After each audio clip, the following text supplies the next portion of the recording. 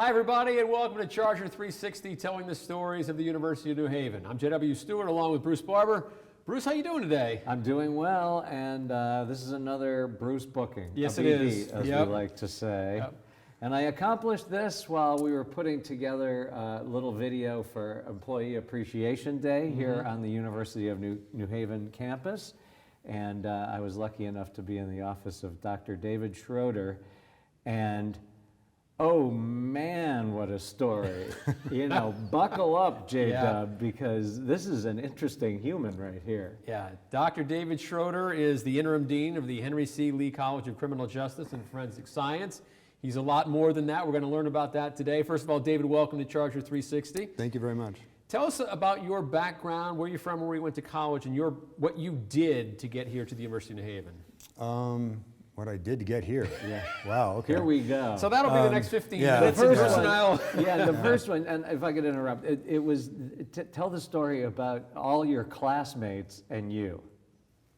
All my classmates. You were telling me that in high school. yeah. Yeah, okay. That's a good place. All right. Yeah, You're gonna love this is, it. Okay. I guess Yeah. this is a fun place This to is start. good. And if any of my classmates from high school see this, I'm gonna get Facebook pinged and texted. Yeah, or whatever. yes, yes.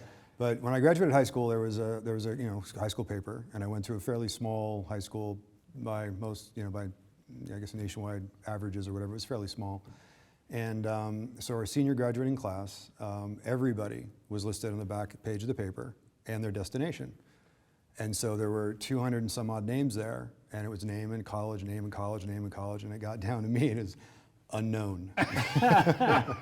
And that was yeah, I was perfectly okay with that.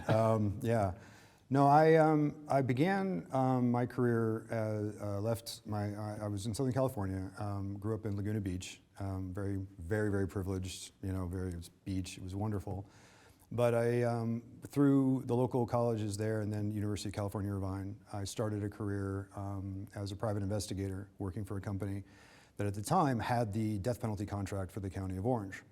So I sort of stepped out of college kind of right into the thick of it.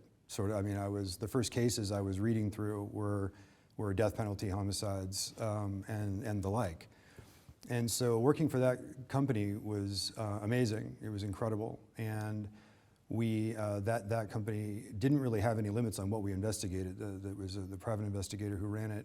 It was his license most of us were working under.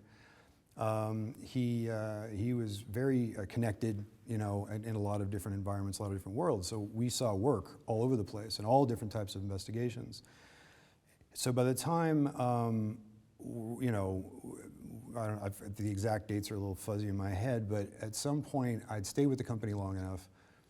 I'd had a lot of experience with homicides, death penalties. We get up to a point where some other members had left, opened their own company, and I'm thinking to myself, okay, I'm still very young. I've been doing this a while. What do I want to do next? And that's when my boss walks in the office and tells myself and the other two investigators who we were working with that we had just inherited the Rodney King investigation against the city of Los Angeles and the LAPD. I was, Yeah. wonderful, incredible, over the top experience. Wouldn't trade it for anything. It was to be that young and involved in something like that, and to see it firsthand, and to see the operations and really be involved at something that was that socially and legally significant. It obviously changed everything for me in terms of my own self-perception of what I wanted to do. I was still very much interested in investigation and investigative function or dysfunction as I researched it. But civil rights at that point, and civil rights investigations, and the understanding of the powerless, for lack of a better term, became very central in my life. And so interesting with that case, because we were talking about it in your office, the fact that we are everybody's got a camera now in their pocket, but that was when it was really, the video cameras were a new thing, right? Yeah, and that was really the first case where a video did what it did, right?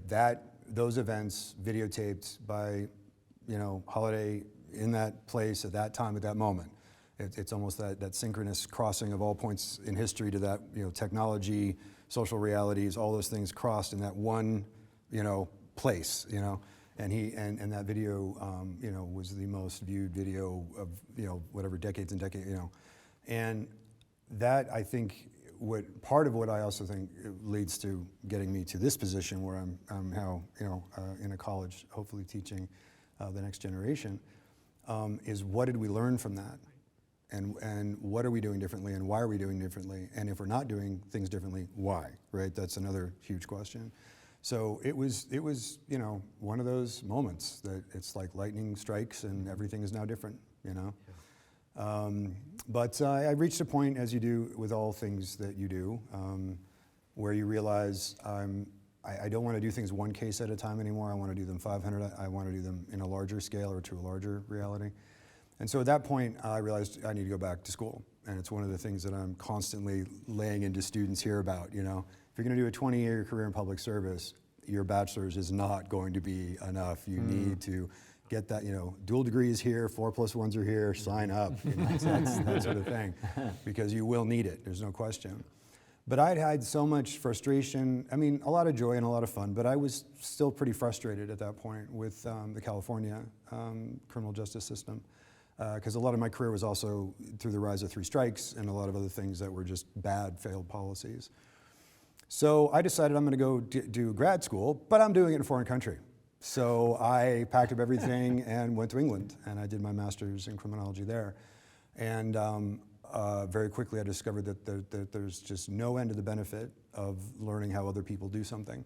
And that was wonderful and incredible. But I also learned very quickly, hey, they got problems too, No system is perfect. Everybody needs to be learning from each other. But it did give me a very different way of thinking about what I wanted to do and how I wanted to do it, especially in relation to what investigations really meant to me still and how I was going to make that still part of what I was going to do going forward. Mm-hmm. So when I came home, applied for a PhD program, started at John Jay, and worked with the NYPD on basically it was an examination of how DNA was actually used in homicide cases. What was it, how was it successful? Was it unsuccessful? What did it do? And effectively what I found was, homicide investigations are not really very well helped by the presence of DNA. And the reasons for that, we can call me back for another one. We'll do a deep dive, right? We'll do a deep dive. I'll lay it out. I got some PowerPoints. It'll be cool. But suffice it to say that the safest way of saying it is simply the reality that in the past, homicide investigations, and probably investigations in general, were far more restricted in the number of variables involved. In other words, a way of thinking about it it's kind of like a game of checkers.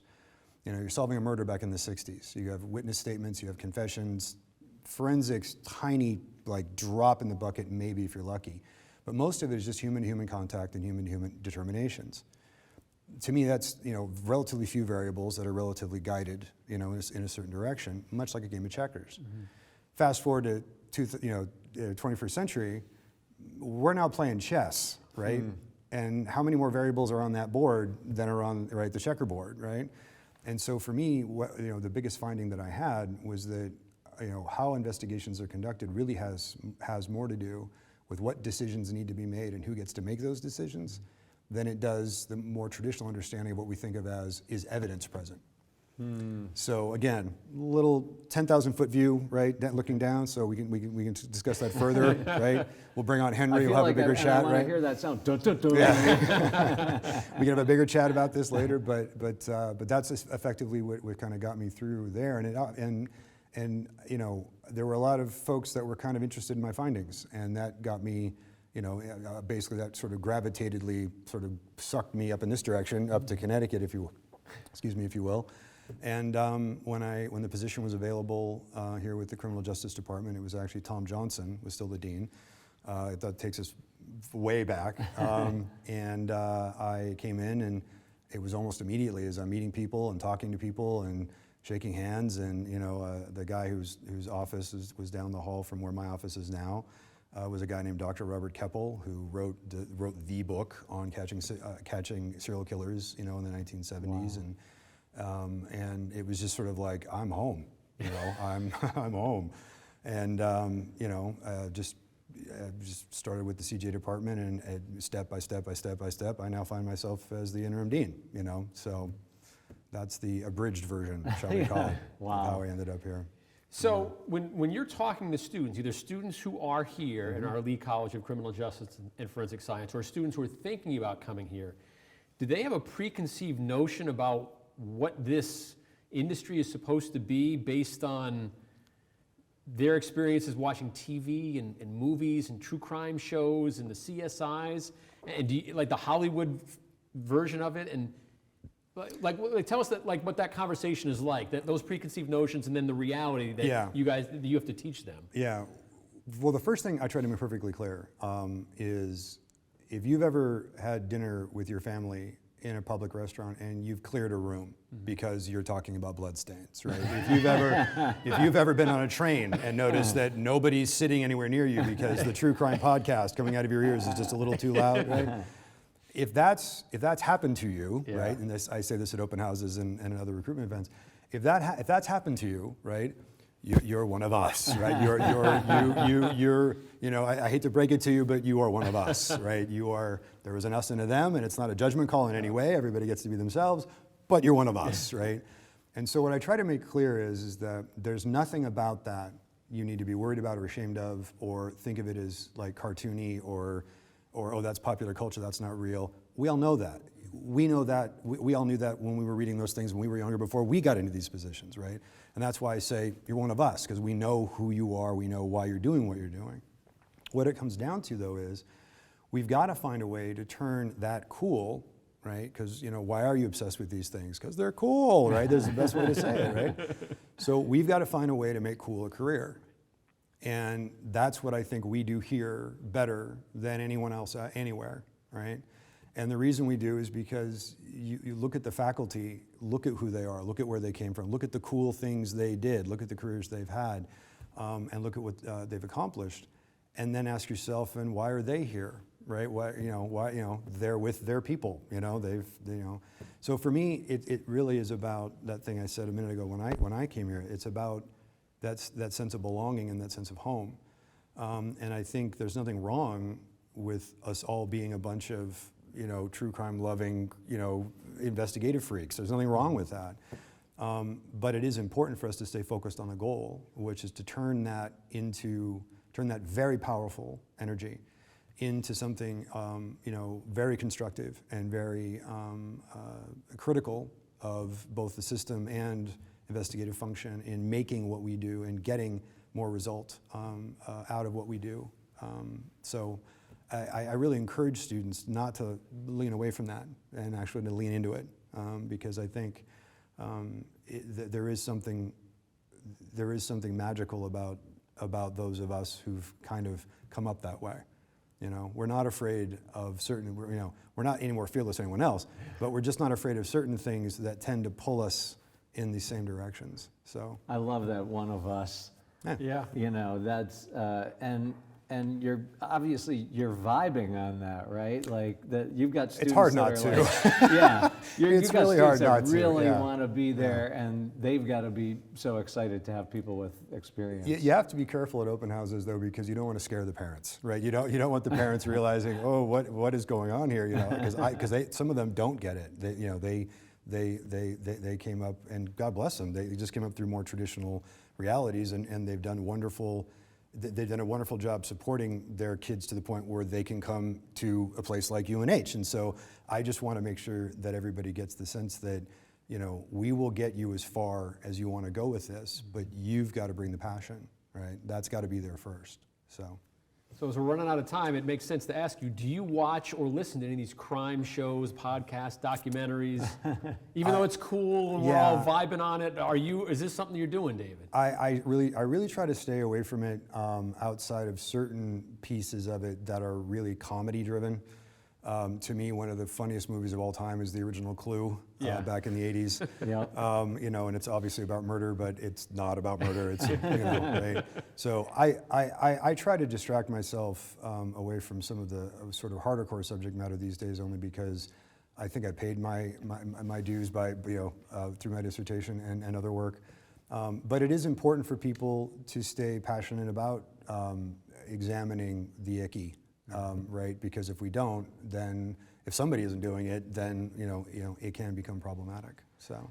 Well, I think we've got some ratings here Yeah. because we've just done an episode about murder. From unknown to interim dean of the Henry C. Lee College of Criminal Justice and Forensic Science, Dr. David Schroeder. David, thanks for being here on Charger 360. Thank you both so much. That was He is fun. an unknown no more. Now we know his background, and we look forward to having you back to learn more about DNA evidence, and I think it's fascinating. Whenever I'm happy to be here. So cool. All right, excellent. Yeah. Another for BB, an A+ in terms of Why, booking thank there, you. Bruce. Yes, mic drop, I'm out. It's all on you, J. It's a good way to end the show. Yes, For indeed. David, for Bruce, I'm J. Dub. Thanks for watching Charger 360. If you're interested in being a guest on the show, reach out to either Bruce or myself. You can email Bruce at bbarber@newhaven.edu or me at jstewart@newhaven.edu. Thanks for watching Charger 360, telling the stories of the University of New Haven. Have a great day, everybody.